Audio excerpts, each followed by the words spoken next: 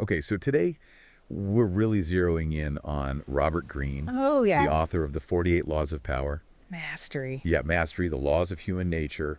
Oh, a classic. Big hits. Right. And we've been listening to this great podcast interview with him, and we're gonna like pull out the really useful stuff, the things that can help us, understand ourselves a little bit better, Yeah. deal with some of the difficult stuff that happens to all of us, and Okay. figure out how people tick.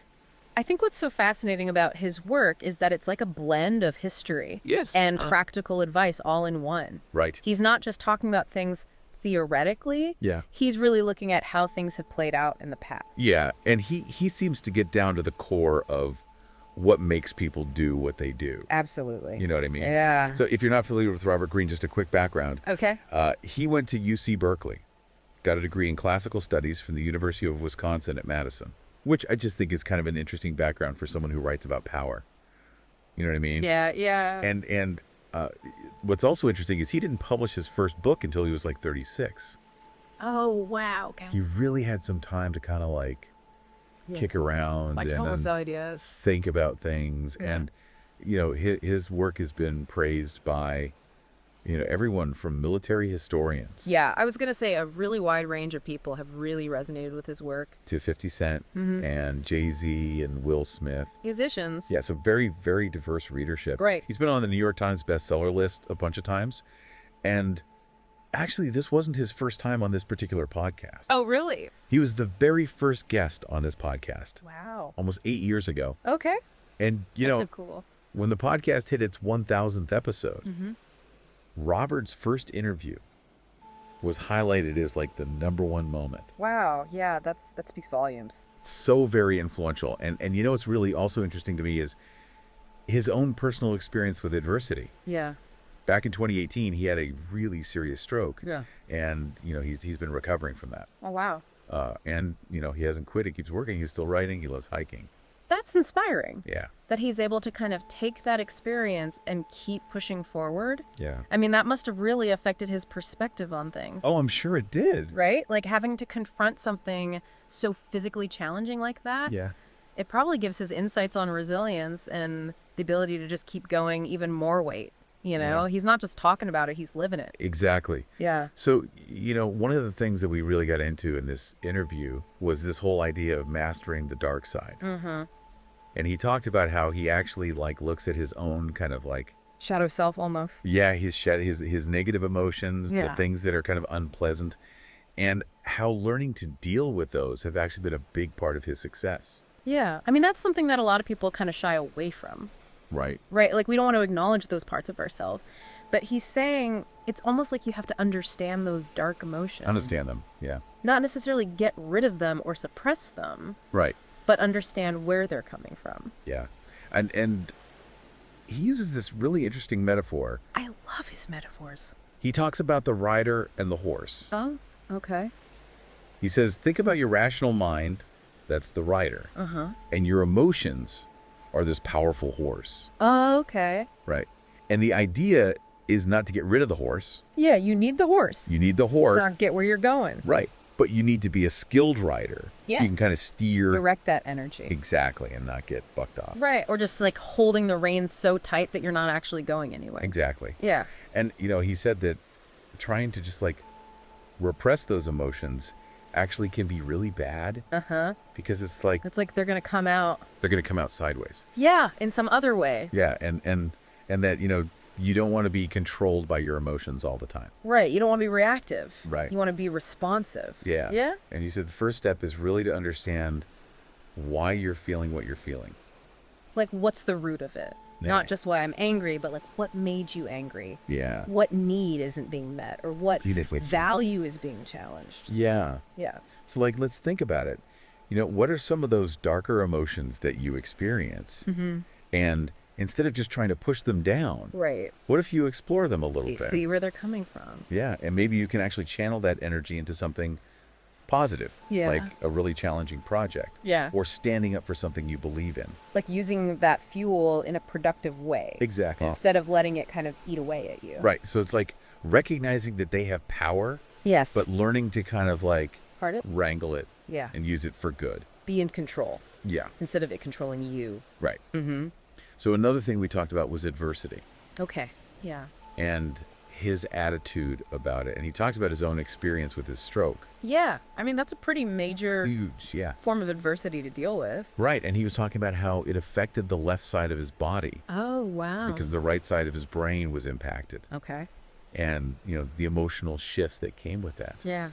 And I just think it's really powerful that he's able to speak about this from a place of Experience. It's experience. Right. He's not just theorizing about it. Right. He's actually been through it. right, and he really emphasizes this idea that our attitude is like a lens Okay.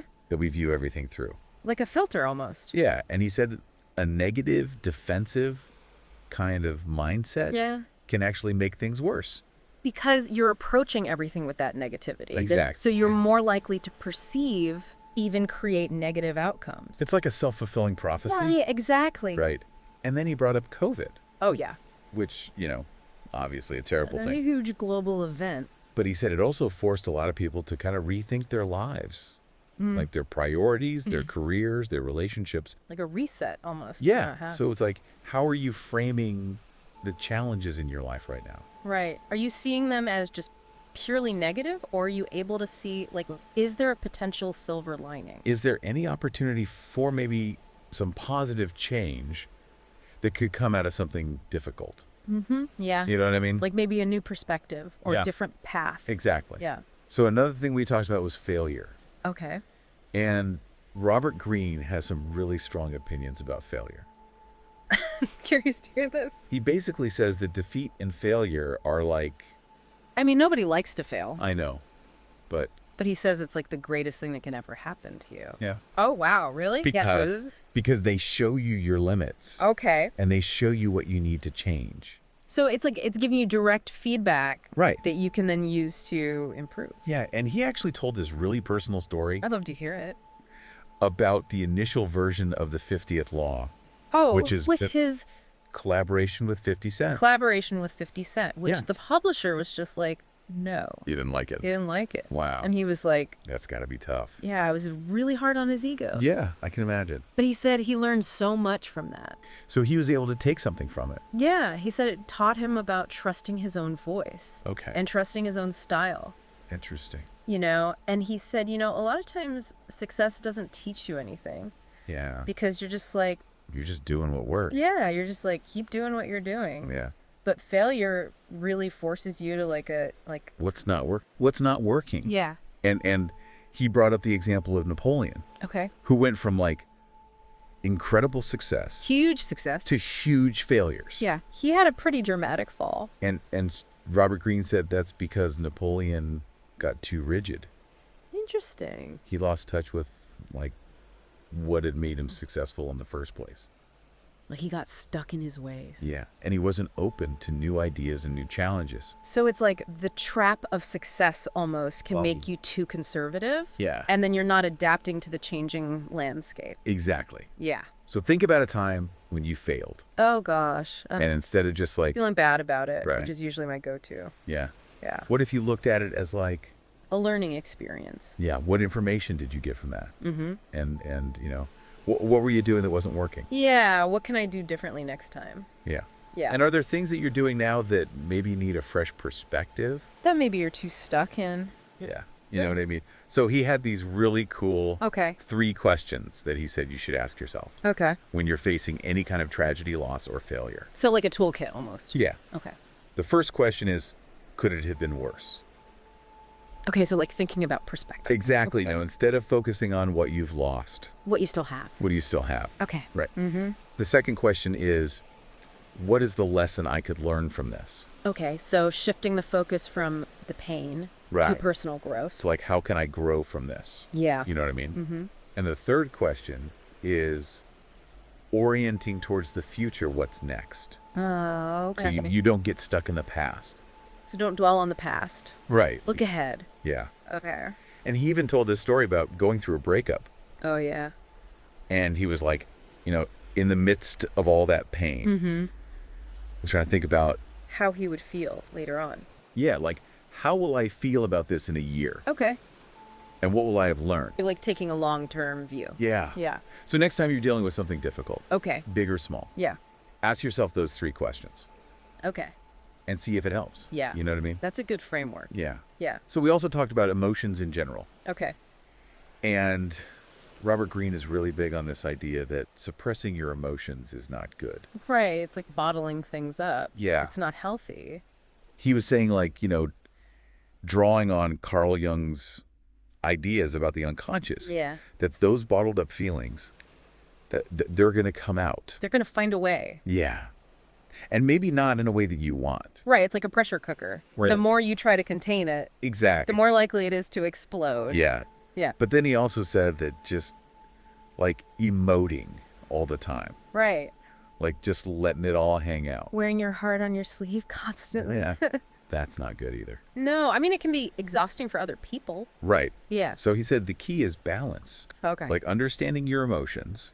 Like knowing what you're feeling. Yeah. Yeah. But not being ruled by them Right. and not trying to bury them either. So like a middle path. Yeah. Yeah. And he even talked about anger Oh, interesting. and how you can actually channel anger Okay. into something productive. Yeah. Like your work or, advocating for a cause that you're passionate about. Yeah.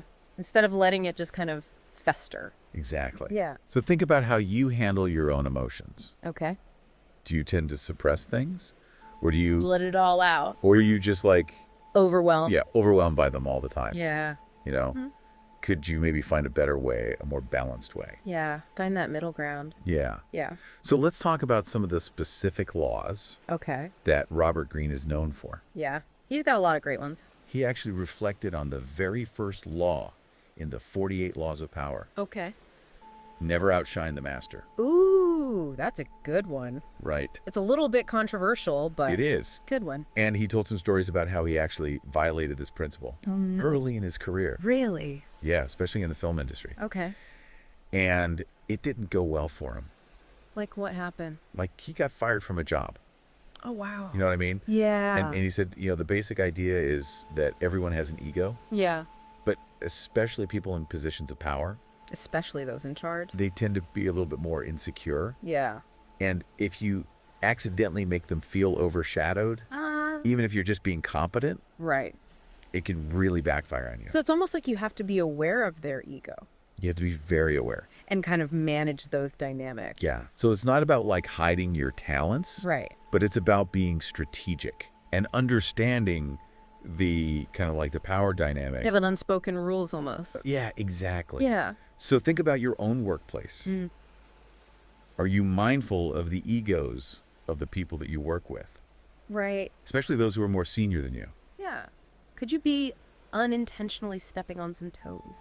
Even if you don't mean to. Yeah. Yeah. Then he talked about law number 48, Oh, wow. The last one. assume formlessness. That sounds very zen. It does. Yeah. And he said this one took on a whole new meaning for him after his stroke. Oh, wow. I bet.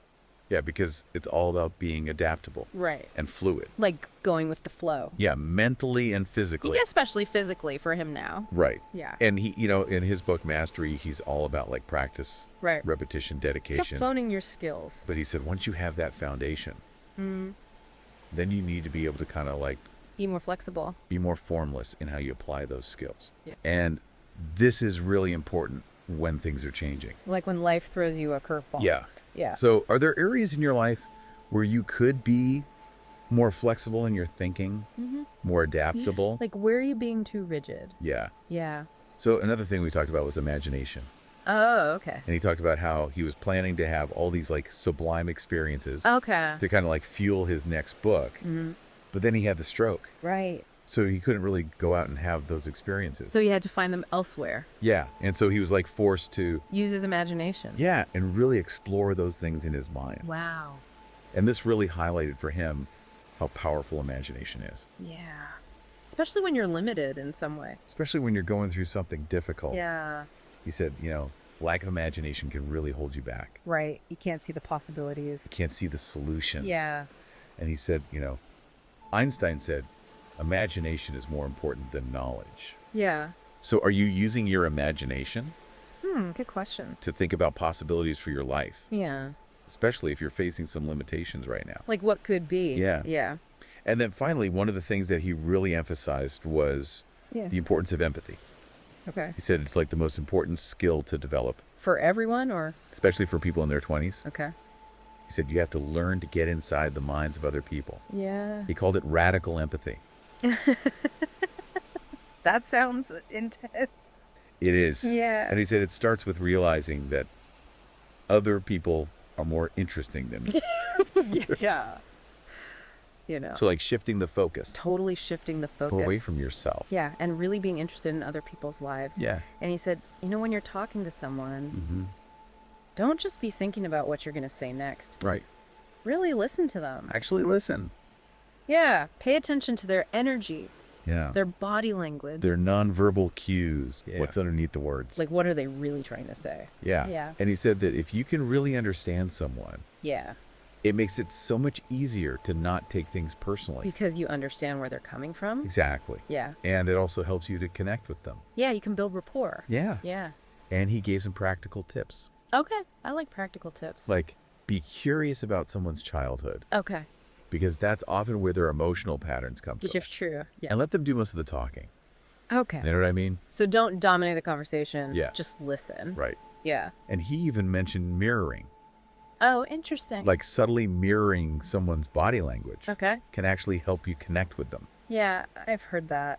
But he said, be careful, because it can be used manipulatively. Yeah. You don't want to be inauthentic. Right. Yeah. So in your next conversation, really try to focus on the other person and their perspective. Yeah. You know? Mhm. And the last thing we talked about was overcoming self-doubt. Okay. And his basic message is just do something. Just take action. Yeah. Even if you're afraid of failing. Easier said than done sometimes. I know. Yeah. But he said that inaction can actually be more painful Okay. than failure. Especially when you're younger. Yeah. Because later in life, you'll look back and be like, Right. I wish I had tried. The regret. The regret. Yeah. Yeah. And he shared this piece of advice that he got from a therapist, Okay. which is basically to confront your fears directly. Oh, okay. Like exposure therapy. yeah, just face them head on. Yeah. And realize they're usually not as bad as you think. Yeah. Our minds tend to make things seem scarier Way scary. than they actually are. So taking that first step, even though it's scary, Yeah. it's so important. It's like building that courage muscle. Yeah. Yeah. And he said failure isn't the end. Right. Not trying at all. That's the real failure. That's when you really lose. Yeah. Yeah. So what's one thing you've been wanting to do Hmm? that you've been putting off because of fear? Yeah. What's one small step you could take today to move towards it? Okay. And Robert Greene also touched on something else. Okay. He was talking about how change is inevitable, That's true. right? Like things are always changing. The world's not static. And he said, instead of being defensive about it, Right. we should be excited about the possibilities that change can bring. Well, like a sense of opportunity. Exactly. He Yeah. said, periods of upheaval like the pandemic, Mm-hmm. they can actually lead to new ideas. Right, because it forces you to think differently. Exactly. Yeah. So how can you adopt a more open attitude Yeah. towards the changes that are happening all around us? Right. Mm-hmm. And just quickly to recap everything we talked about today with Robert Greene. Okay. We went over that idea of understanding and channeling your dark side Yeah. and how your attitude can actually change your experience of adversity. Your perspective. Yeah. Mm-hmm. And the things you can learn from failure. Right. Failure as a teacher. Yeah. And those 3 questions to ask yourself when you're dealing with a setback. Yeah. I like those. And then we talked about how important it is to find a balance with your emotions. Right. Not suppressing them, but not being overwhelmed by them either. Yeah. And then that law, never outshine the masters. Right. And how important it is to be aware of other people's egos, Yeah. especially in the workplace. Mm-hmm. And then assuming formlessness, being adaptable. Going with the flow. Yeah. And then the power of imagination. Right. Especially when you're going through a tough time. Yeah. And then finally, that radical empathy, Yeah. really learning to understand other people. Mm-hmm. So that's a Okay. lot to think about. It is. But I think it's really valuable stuff. Yeah, it's really thought-provoking. Yeah. Yeah. And one final thing to consider, Okay. Robert Greene's new book, The Law of the Sublime. Oh, cool. It's all about this idea that true understanding and growth Mm-hmm. come from pushing beyond our normal ways of thinking, even contemplating our own mortality. Wow. So think about the limits that you might be putting on your own thinking Yeah. without even realizing it. Like, what are we holding ourselves back from? Yeah. Yeah. And what possibilities might be out there. That we can't even imagine. Yeah. Yeah. So we encourage you to think about all this stuff Yeah. and figure out how you can apply it to your own life. Make it practical. Yeah. And if you're interested in learning more about Robert Greene, Yeah. definitely check out his books and his other interviews. He's got a lot of great material out there. Yeah. Yeah. So thanks for joining us Thanks for having me. for this deep dive. It was fun. Yeah. Yeah. All right. Okay. Take care. Bye.